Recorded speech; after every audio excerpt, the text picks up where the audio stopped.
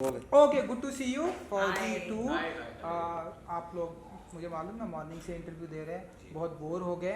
Same सवाल, फौजी 200 episode complete करे तो बताइए कि आप लोग क्या फील करते हैं आज के टाइम पे, जो कि बहुत कुछ चीज़ें हमारे इंडिया में हैपनिंग हो रही है।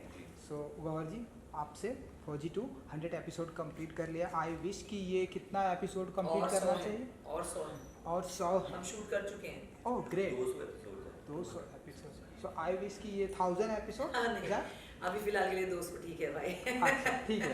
सो कुछ कहेंगे आप, कितना बड़ा ब्लेस्ड प्रिविलेज मोमेंट होता है आप लोगों के लिए? बहुत बड़ा मोमेंट है। इनफैक्ट जो पहला फौजी था, आपको पता है ना, सिर्फ 14 एपिसोड्स थे। हाँ जी। और वो इतना लेजेंडरी शो बन गया था। अब जब हम ऑलमोस्ट 200 शोज डिलीवर कर चुके हैं, तो द ग्रेट थिंग इज के टीआरपीज बहुत अच्छी आई हैं डीडी के लिए। डीडी नेशनल के जितने भी दर्शक हैं, उन्होंने बहुत ही पसंद किया है हमारे शो को।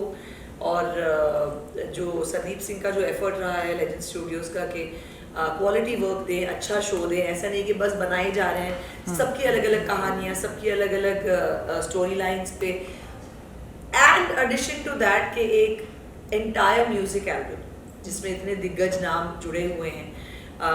सोनू निगम, कुणाल गांजावाला, जावेद अली, रेखा भारद्वाज, और अब नया टैलेंट पवनीत सिंह, जैद दरबार, दोनों ने गाया भी है। पवनीत का मेजर सारे लिरिक्स और देखा मैंने। और जैद का जैद ने एक एडिशन किया अपना और रैप करके उसके अंदर। एंड जैद का डायरेक्शन भी है, पहला डायरेक्शन है। So I think all thanks to Sandeep Singh के इतना प्यार मिल रहा है फौजी 2 को। एंड आगे जब तक हमारा क्लाइमैक्स हो and all of that, and I am sure the audience हमारे साथ जुड़े रहें। डायरेक्शन से याद आया कि आने वाले दिनों में अपनी खूबसूरत वाइफ जी को डायरेक्ट करेंगे आप? इन ऐसे कोई ऐसा ड्रीम है? हाँ हाँ बिल्कुल है। बताइए जरा, क्या है, क्या दिमाग में है आपके? गौहर को भी नहीं पता होगा ये तो। नहीं, आपसे। हाँ वही बता रहा हूँ, गौहर को भी नहीं पता होगा जो बताने जा रहा हूँ। अच्छा हाँ बताइए। तो मैंने मतलब वैसे भी एक चीज़ सोची थी कि मैं डायरेक्ट करूँगा गौहर को एक गाना बनवा के डैडी से, मेरे डैड से। तो उनका गाना और इनका लुक और मेरा डायरेक्शन, मतलब नया वाला आदमी, बट फिर भी मुझे ऐसा लगता है कि वो बहुत अच्छा आ सकता है।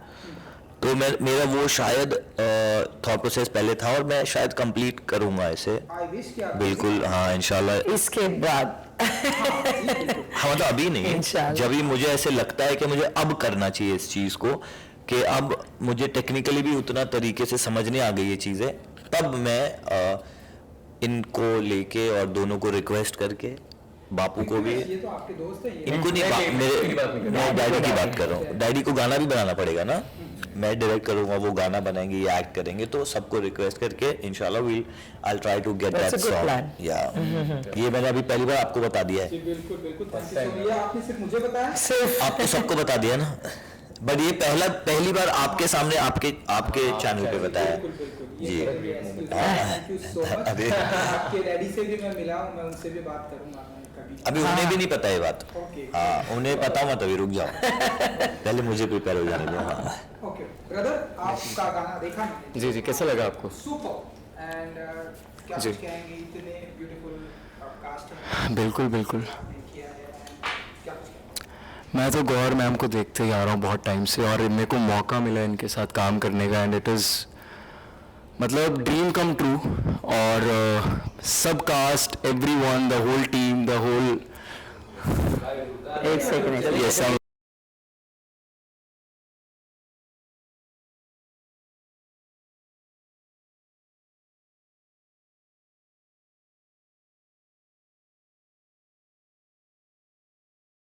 मोबाइल तक नहीं आ रहा है ना। मोबाइल नहीं आ रहा, आप रख सकते हैं। सब सामान ले जाओ।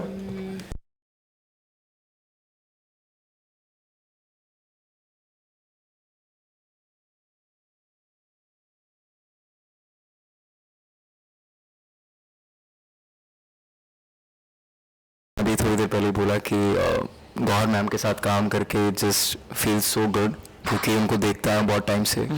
और all the team, all the crew, everyone, और एल्बम में इतने दिग्गज लोग हैं, सोनू जी, देन मतलब मैं तो उनके गाने सुनता आया हमेशा से, और काम करने का मौका फौजी में मिलना it's a very very big thing. और शायद कहीं ना कहीं मेहनत रंग लाती है अगर आप अपने पैशन को, अपने काम को लेकर चलो तो।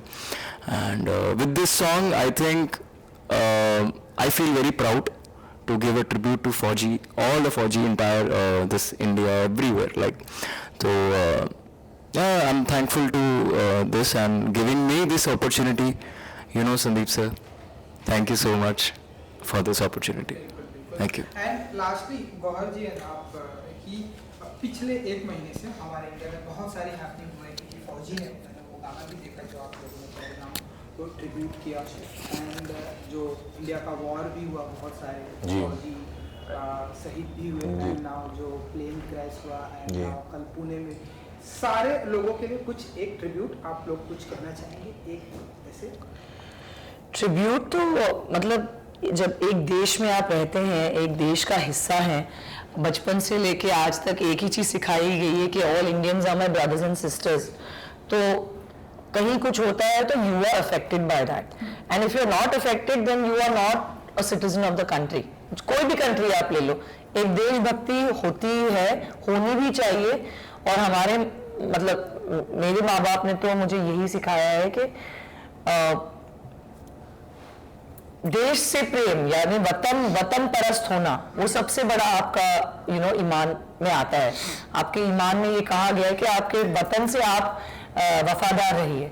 तो जब कुछ होता है, कोई कैलामिटी हो, बाढ़ आए, अर्थक्वेक हो, वॉर हो, जहाँ पर इनोसेंट लोगों की जान जाए, एंड ऑफ कोर्स अभी ये इतना बड़ा हादसा जो प्लेन क्रैश का हुआ है, प्लस कल जो ब्रिज गिरा, उसको पढ़ के आप खुद, मैं बहुत ज़्यादा अफेक्ट हो जाती हूँ। इनफैक्ट प्रेगनेंसी में तो और भी ज़्यादा अफेक्ट होती हूँ। तो यही दुआ करती हूँ, ट्रिब्यूट तो क्या ही देंगे हम, सिर्फ यही बोलना चाहती हूँ कि हम उनके हर एक इंसान के गम में शरीक हैं। We feel the pain, we know what you are going through, and we just pray pray pray. In fact मैं सारा टाइम दुआएं करती ही रहती हूँ to all the affected innocent souls पूरी दुनिया में, जहाँ जहाँ हो रहा है, जहाँ जहाँ गलत चीज़ें हो रही हैं, जहाँ जहाँ इनोसेंट लाइव्स को खोया जा रहा है। All my prayers are with them. मुझे जब ये न्यूज़ पता चली थी तो मैं बहुत इमोशनल हूँ। मेरे पास तो कुछ शब्द ही नहीं है, क्योंकि वो सब देख के ऐसा लगता है कि क्यों हुआ है, क्यों हो रहा है। आई मीन अच्छा, मतलब एक अंदर से फील आता है कि मैं नहीं चाहता कि अभी ऐसा कुछ हो, और बस सच में दुख होता है। और आई फील दैट पेन जब ये न्यूज़ आया था बाहर, जो क्रैश हुआ था रिसेंटली, तो मैं बस लंच ही कर रहा था, और उसी टाइम पे जब मैंने हर्ड दिस न्यूज़, तो उसी टाइम पे मेरे हाथ से, लिटरली कह रहा हूँ, मैं खा नहीं पाया था। इट वॉज जस्ट ब्रीदिंग थोड़ी एकदम से बहुत तेज़ हो गई थी, और जस्ट कि अब ये सब ना ही हो तो अच्छा है, पर कौन टाल सकता होने को। तो you want to say something, Do you like to add something? Say something? किसी के जाने का दुख जो है ना, वो हम बोल के तो पहली बात उसको ज़ाया नहीं कर सकते। तो जो किसी के जाने का दुख हमें फील होता है, वो जब कोई अपना जाता है तभी फील होता है बराबर।